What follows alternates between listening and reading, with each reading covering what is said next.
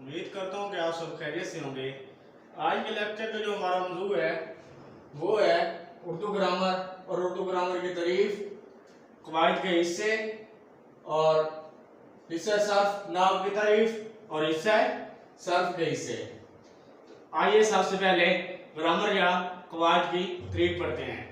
Grammar या कवायद हर ज़ुबान को समझने और सीखने के लिए कुछ असूल और कानून होते हैं।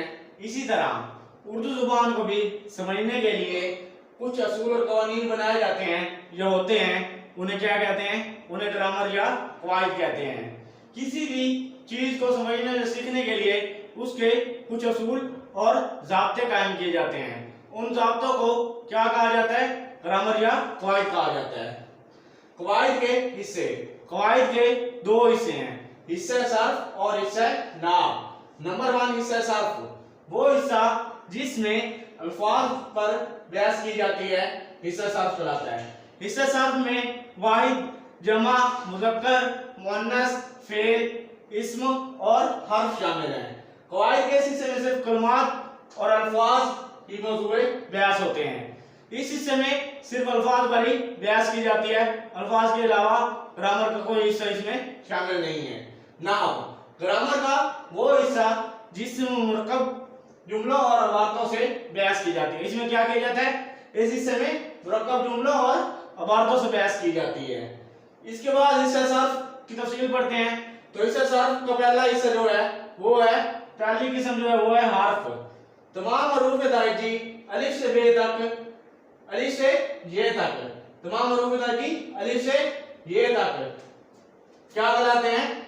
हर्फ कहलाते हैं। और मसलन अलिफ, बे, टीम, ये वगैरह वगैरह क्या कहलाते हैं? हरूफ कहलाते हैं, या एक हो तो हर्फ कहलाता है। इसके अलावा दूसरी किस्म लफ्ज, दो या दो से ज्यादा हरूफ मिलकर क्या बनाते हैं? लफ्ज बनाते हैं। जैसे कि अलिफ और बे मिलकर क्या बनेगा? अब।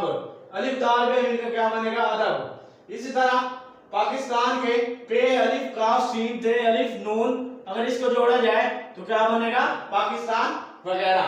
लफ्ज की अक़साम, लफ्ज की मदरजा ज़ैल दो अक़साम हैं, जिसमें सबसे पहले कलमा या लफ्ज मौजू, ऐसी किस्म जिसमें फौरन मतलब समझ आ जाए, क्या कहलाता है? कलमा कहलाता है।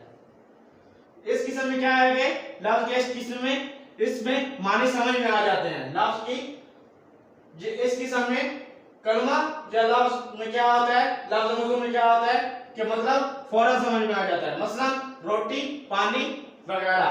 और दूसरी किस्म मोमल, जिसमें फौरन मतलब समझ ना आएगा, जिसमें बिल्कुल भी मतलब समझ ना आए, क्या कहलाता है? मोमल कहलाता है, जिसके कोई मानी ना, जो कोई मानी ना रखता हो, जैसे वोटी, वानी वगैरह।